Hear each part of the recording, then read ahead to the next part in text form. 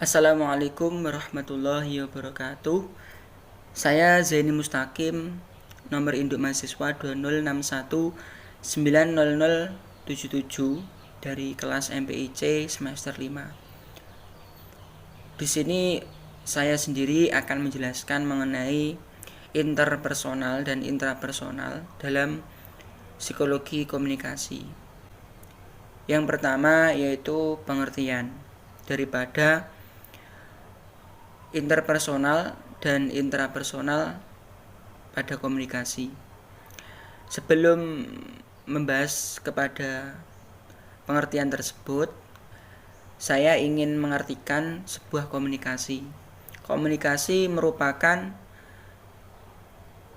pembicaraan antar lawan jenis sesama dua orang, yang mana tersebut ada seorang komunikan dan juga komunikator.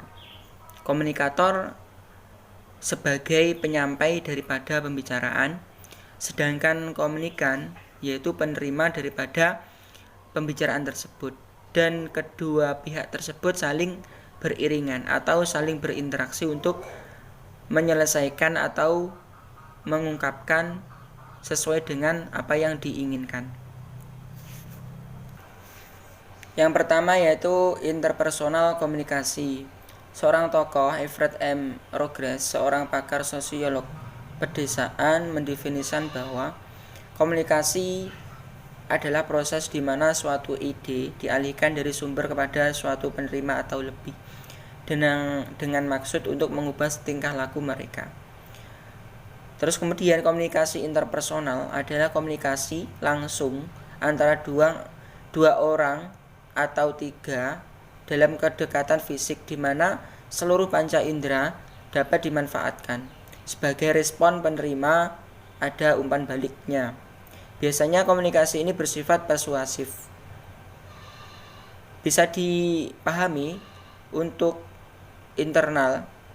interpersonal komunikasi yaitu komunikasi yang terjadi terhadap dua orang atau lebih, yang mana saling berinteraksi antara orang satu dengan orang yang lainnya.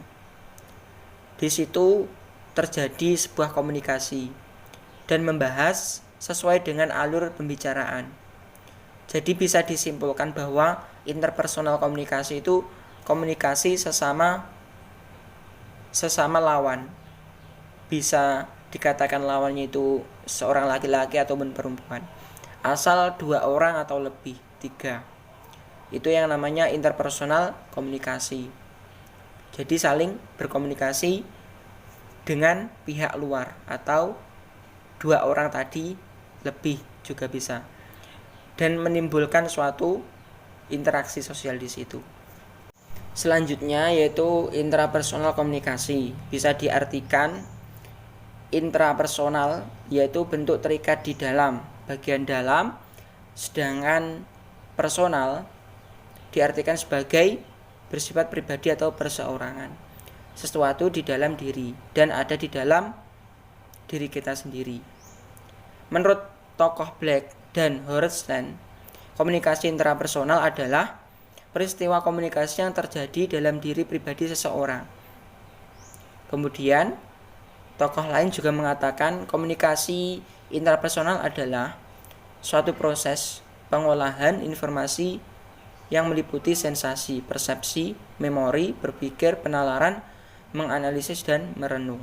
Contohnya, aktivitas intrapersonal komunikasi yang pertama yaitu berdoa, terus kemudian bersyukur pada Tuhan, berimajinasi, bebas, dan proses introspeksi diri. Jadi bisa disimpulkan bahwasanya intrapersonal komunikasi itu terjadi dalam diri kita sendiri, individu kita sendiri, yang bahwasanya proses tersebut yang tahu kita sendiri melalui yang pertama tadi berdoa, terus rasa bersyukur, introspeksi diri. Jadi itu mengarah ke kita sendiri. Dari komunikator juga komunikannya yang memerankan diri kita sendiri. Nah, selanjutnya tujuan daripada intrapersonal dan interpersonal komunikasi yaitu yang pertama terkait menemukan personal atau pribadi. Ketika kita sudah melakukan interaksi sosial, ketika kita sudah melakukan komunikasi, entah dari diri kita sendiri maupun kepada orang lain, yang mana secara otomatis personal atau pribadi kita bisa kita rasakan bagaimana karakteristik atau sifat yang kita alami itu seperti apa, yang saya rasakan seperti apa, sosok diri pribadi saya sendiri itu seperti apa itu. Kemudian yang kedua yaitu menemukan dunia luar. Nah, secara otomatis ketika kita melakukan proses komunikasi antara intrapersonal maupun interpersonal, dunia luar pasti akan kita dapat. Khususnya bagi interpersonal komunikasi, yang mana kita bercakap-cakap dengan orang lain, kita tambah relasi baru, kita tambah pengalaman baru di luar sana. Ketika proses komunikasi itu kita jalankan dengan semaksimal mungkin, dengan hal positif, mungkin untuk dunia luar kita juga dapat manfaatnya, apa yang baik di situ kita rasakan. Kemudian yang tiga tujuannya yaitu berubah sikap dan tingkah laku. Secara otomatis ketika komunikasi itu kita lakukan, sikap dan perilaku kita akan mengikuti di situ, akan berkembang. Misal sebelumnya itu seorangnya tidak terlalu komunikasi kepada orang lain, yang mana ketika diajak orang lain komunikasi, maka akan timbul sebuah feedback, yang mana orang tersebut ketika sebelumnya itu jarang melakukan komunikasi, secara otomatis mengikuti apa yang alur diberikan oleh orang lain itu tadi berupa feedback. Maka dari itu sikap dan perilaku dari seorang yang sudah melakukan komunikasi interpersonal maupun intrapersonal itu akan mempengaruhinya. Bahkan ketika intrapersonal kepada diri kita sendiri juga akan mempengaruhi sikap dan perilaku kita sendiri. Contoh tadi seperti introspeksi diri, itu bisa mempengaruhi dari sifat individu kita sendiri. Kemudian yang keempat yaitu untuk bermain dan kesenangan.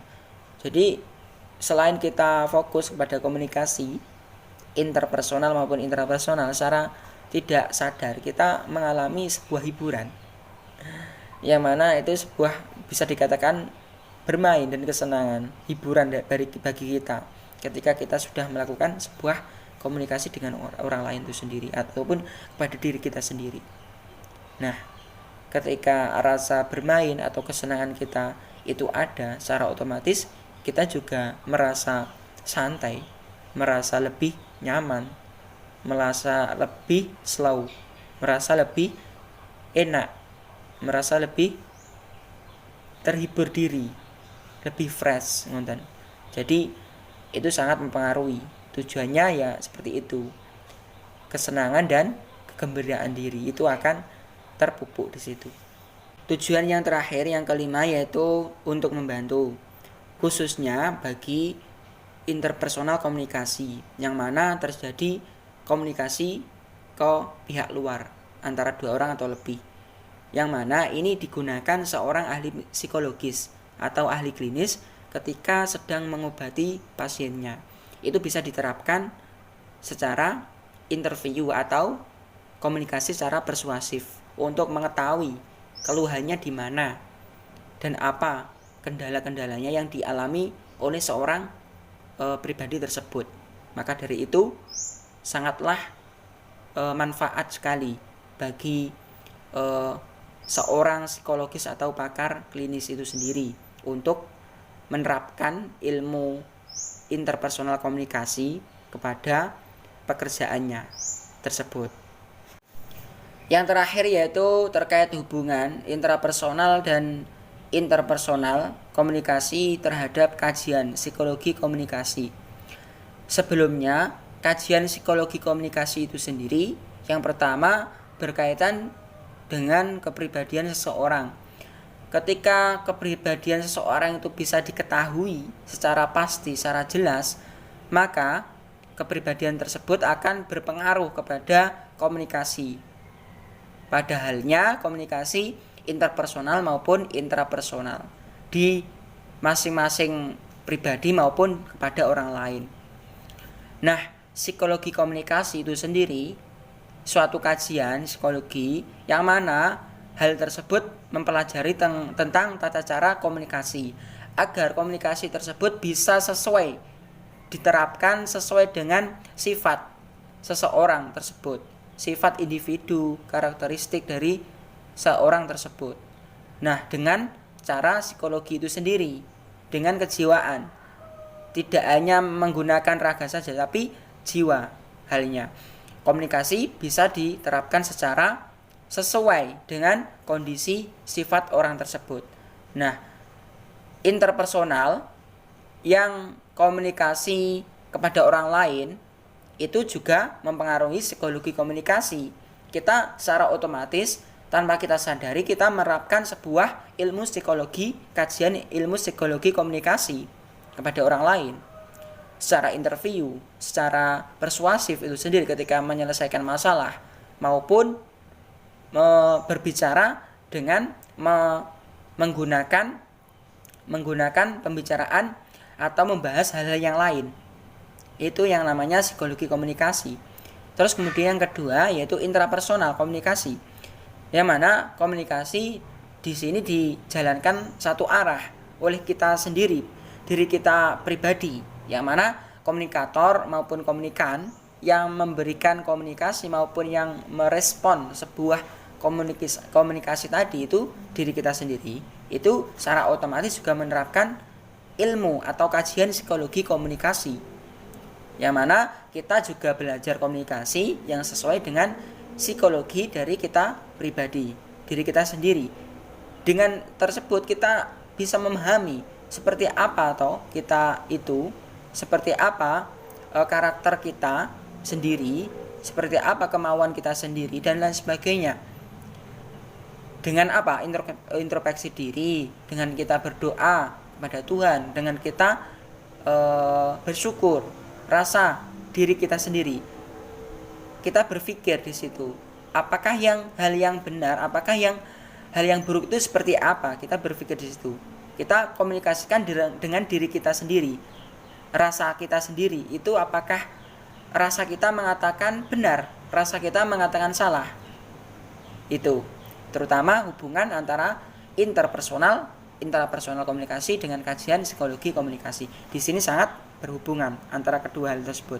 Terima kasih dari saya, kurang lebihnya mohon maaf. Aku qouli hadzal afu minkum wallahul muwaffiq ila thoriq. Wassalamualaikum warahmatullahi wabarakatuh.